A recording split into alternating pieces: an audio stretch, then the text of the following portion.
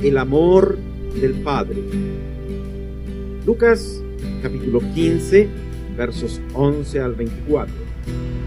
Un hombre tenía 2 hijos, y el menor de ellos dijo a su padre: Padre, dame la parte de los bienes que me corresponde.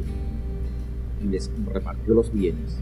No muchos días después, juntándolo todo, el hijo menor se fue lejos a una provincia apartada, y allí desperdició sus bienes viviendo perdidamente. Y cuando todo lo hubo malgastado, vino una gran hambre en aquella provincia y comenzó a faltarle.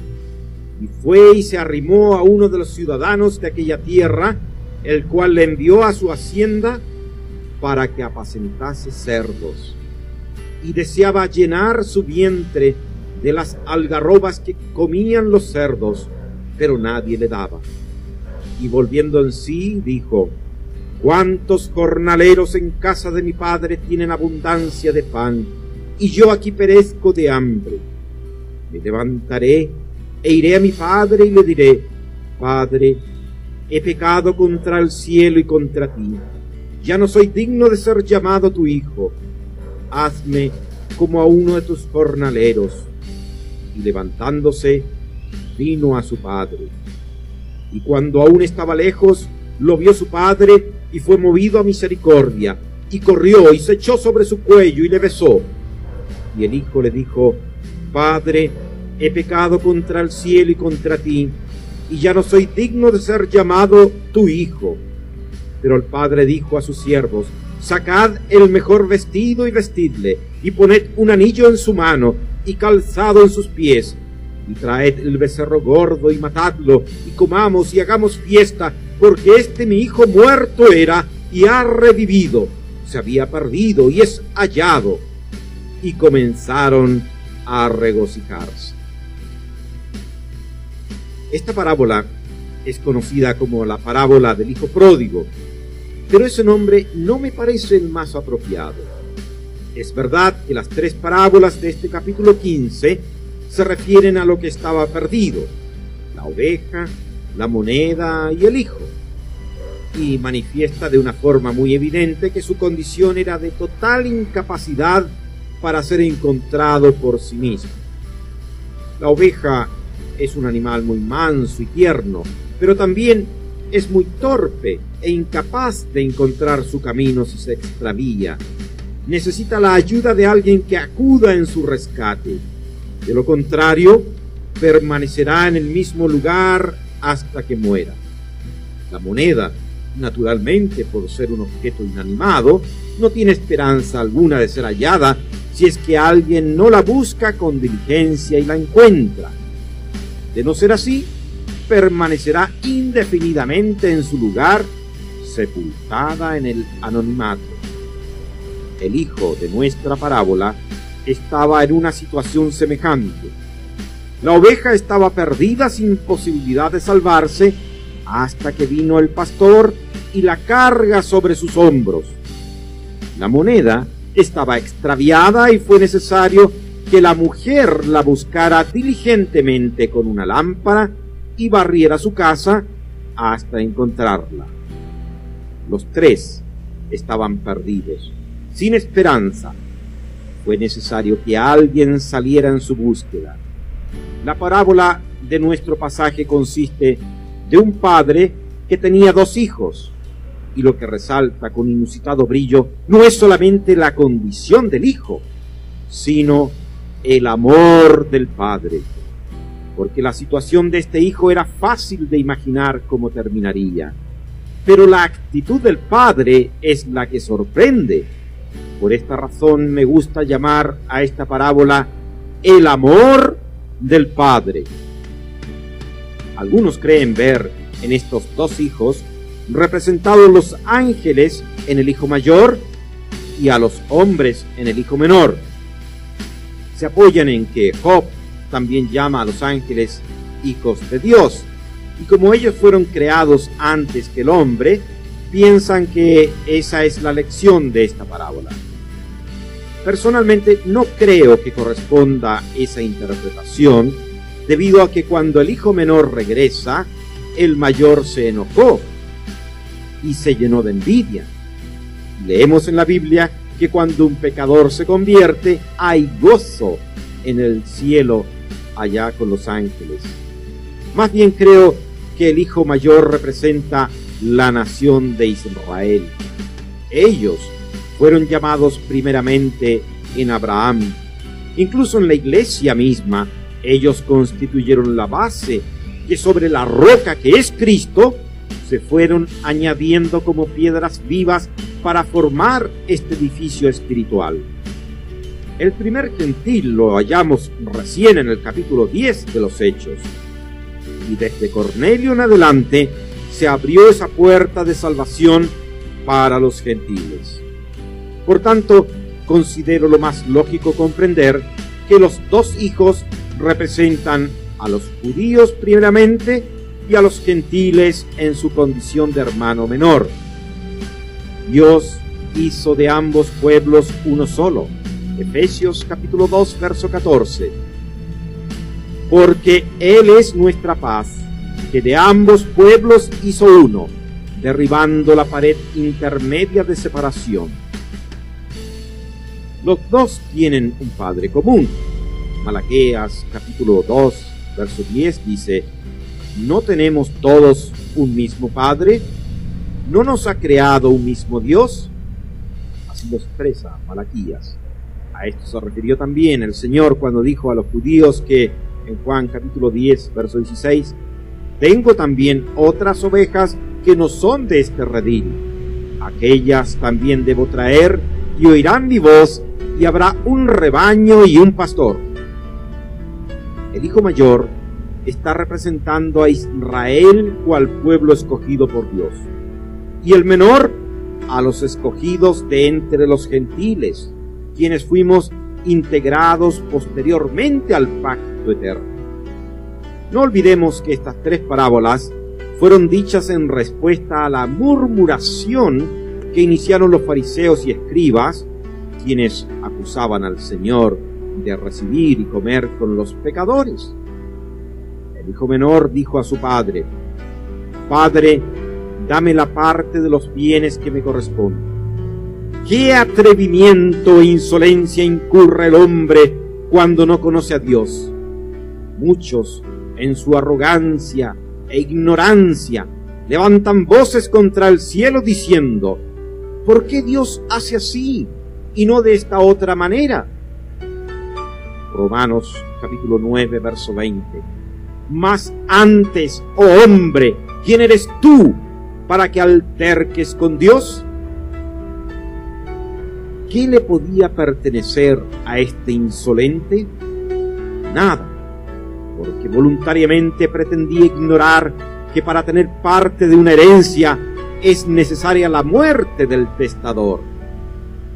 El amor del Padre se enaltece al no contestar ese atrevimiento y aún más, al concederle su petición inmerecida, porque el verdadero amor es, como dice en 1 Corintios capítulo 13, verso 4 en adelante.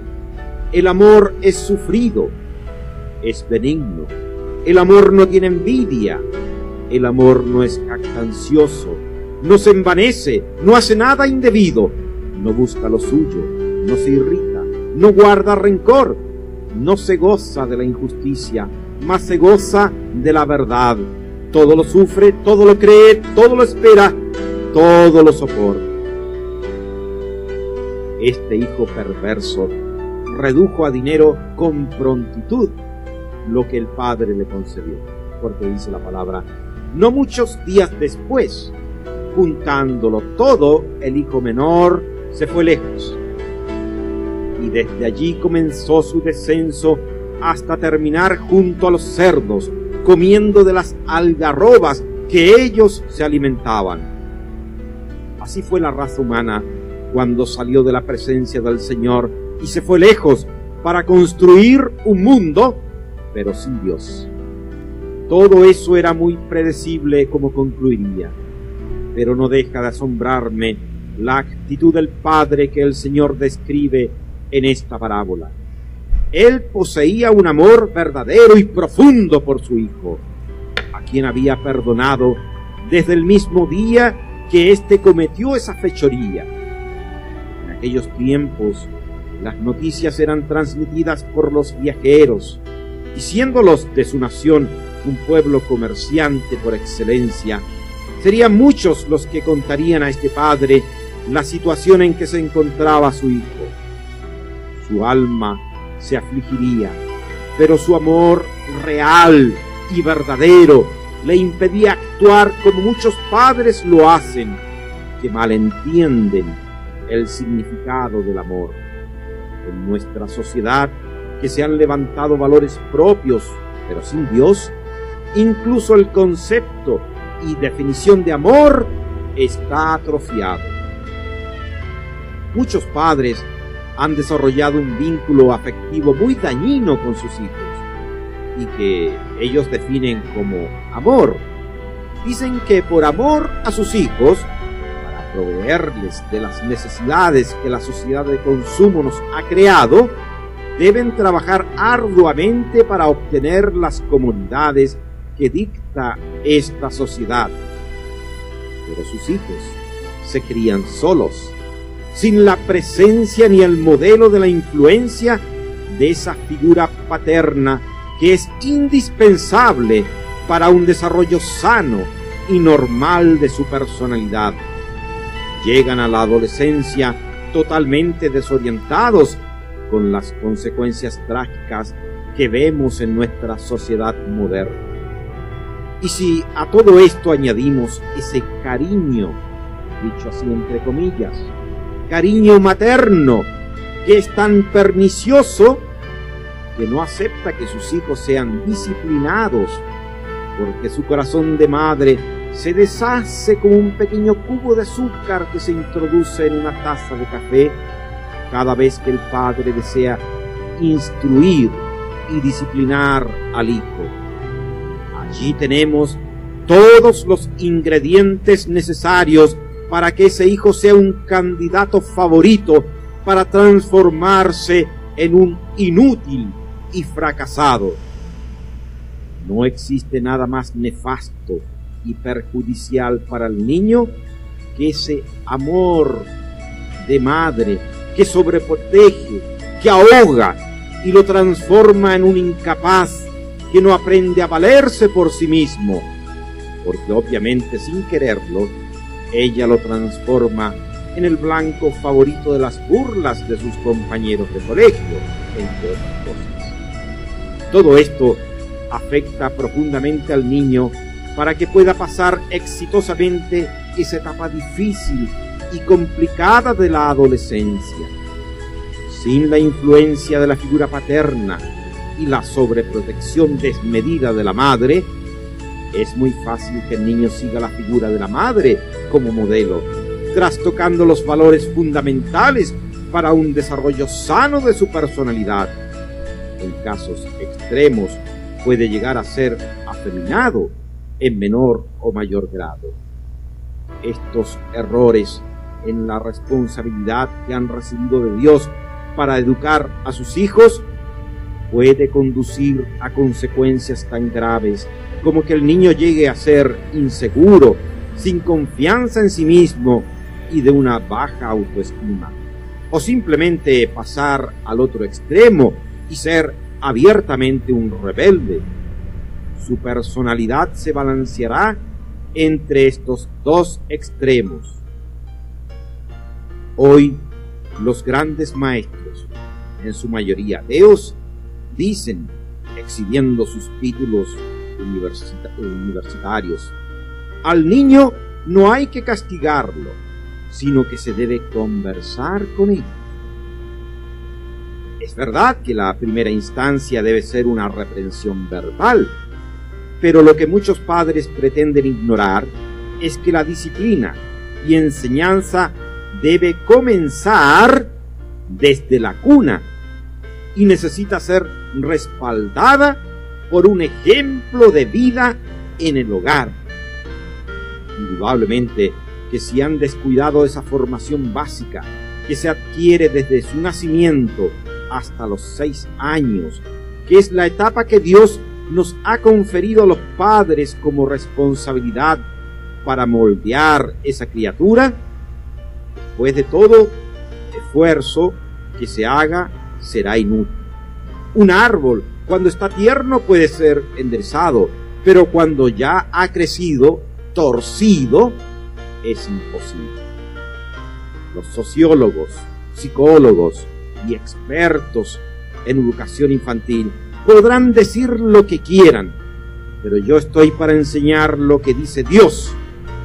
La Biblia define a Dios como Dios de amor, pero al mismo tiempo nos recuerda que Dios al que ama disciplina, porque eso es lo que hace el verdadero amor.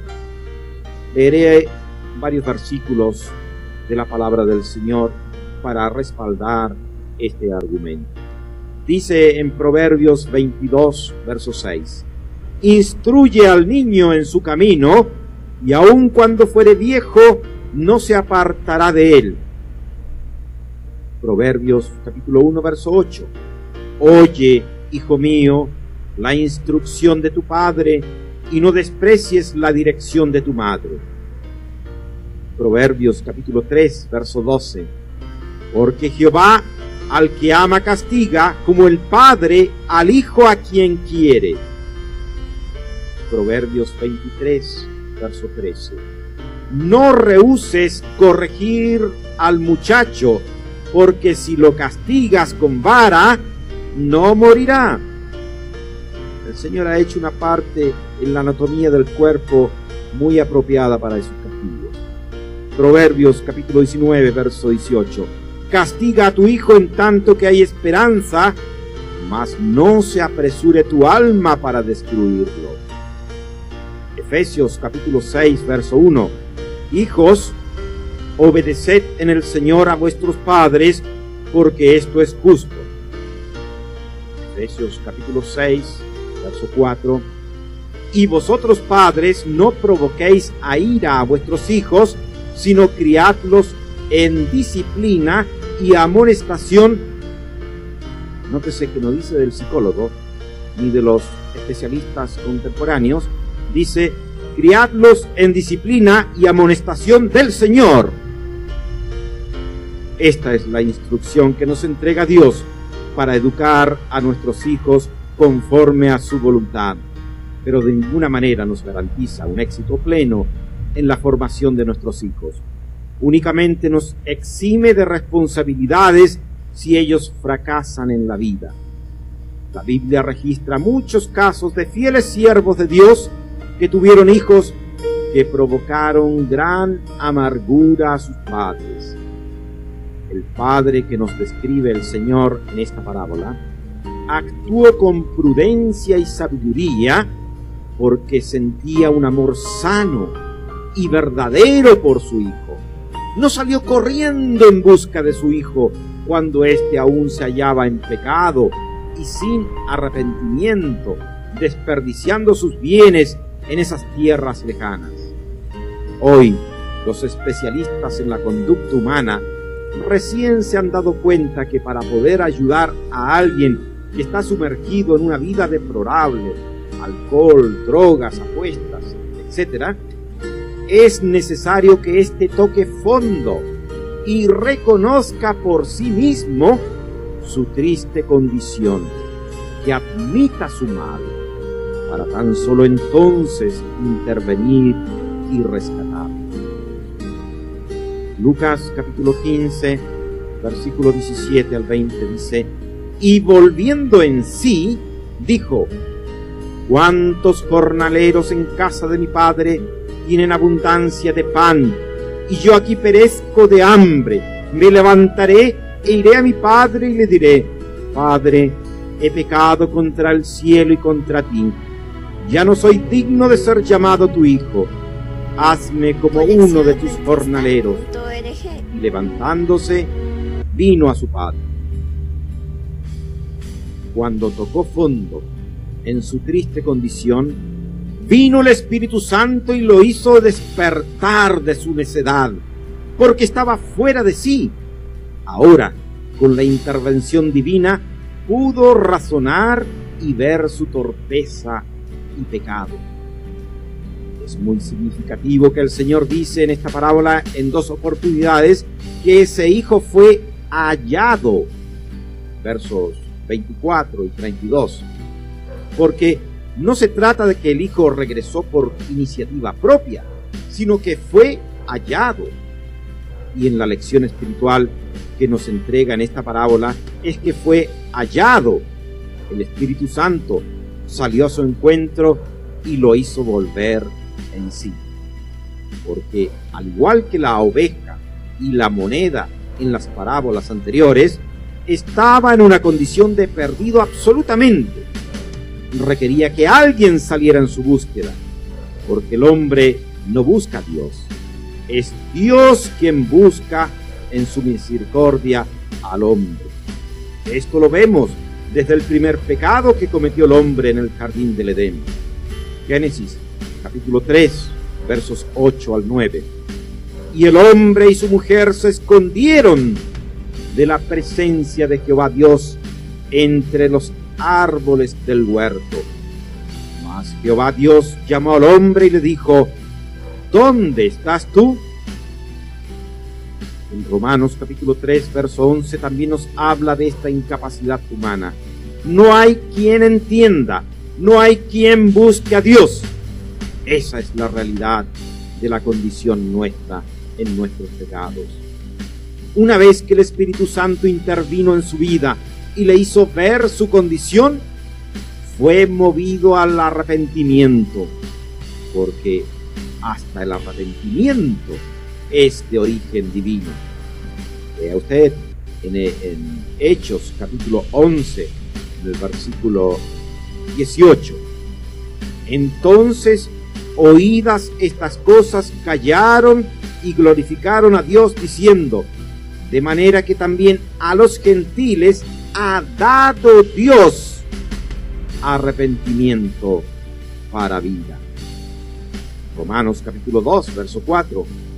¿O menospreciáis las riquezas de su benignidad, paciencia y longanimidad, ignorando que su benignidad te guía al arrepentimiento? Segunda de Corintios capítulo 7, verso 10. Porque la tristeza que es según Dios produce arrepentimiento para salvación.